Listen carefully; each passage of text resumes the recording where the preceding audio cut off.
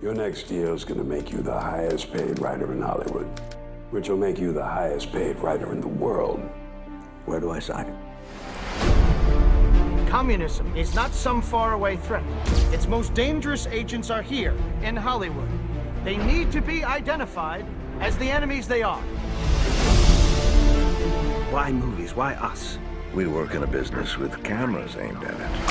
Traitor. Getting us could make them famous. My 35.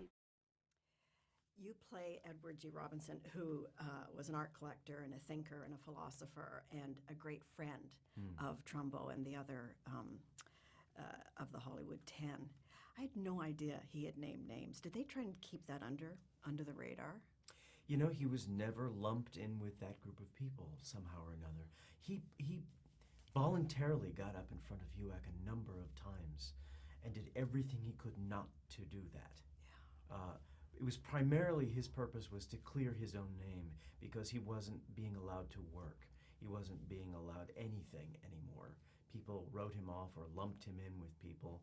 He had never joined the Communist Party, but like you had mentioned, he was a great friend to the underdog and to people who believed in Bill of Rights, you know.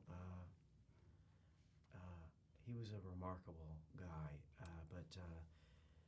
Was he tormented by that? Absolutely. I mean, it was one of those things where he until he got up there, and it was one of those situations where all the people who he ended up speaking about had already been mentioned by everybody else years earlier.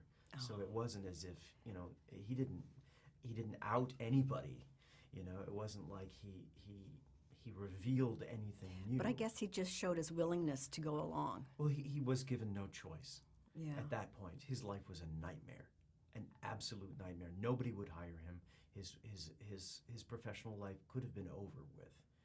And that's how horrible the situation was at that time for the people that what they went through. There's, you know, wow. Wasn't that long ago, was it? No, it wasn't. It really wasn't.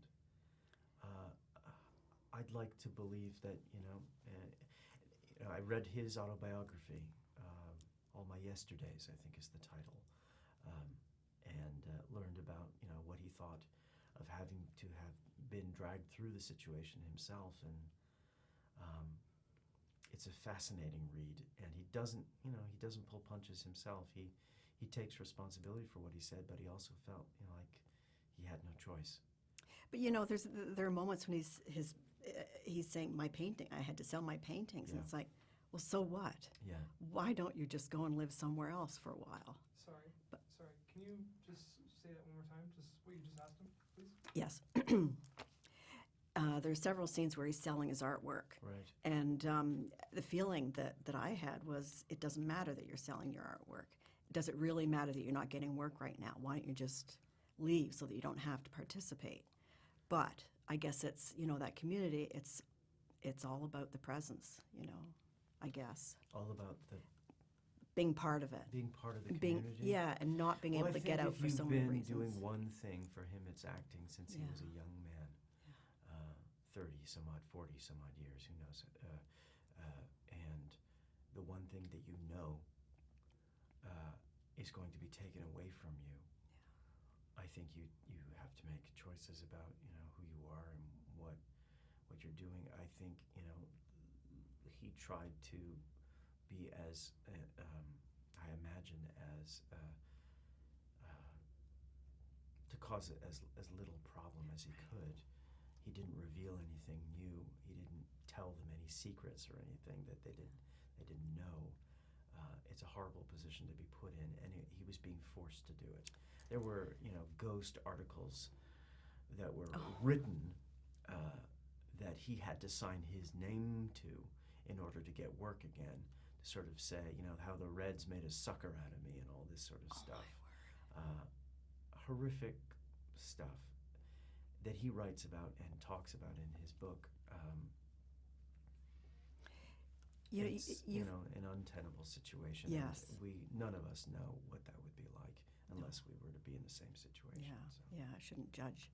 I'm not, you know, You've portrayed a number of well-known people. Yeah. That is a huge responsibility as an actor. I take it as such. I try to, I try to learn as much as I can and filter it into what I'm given to actually speak. And if, on occasion, if the occasion seems to be a collaborative one, I found people to be very generous in terms of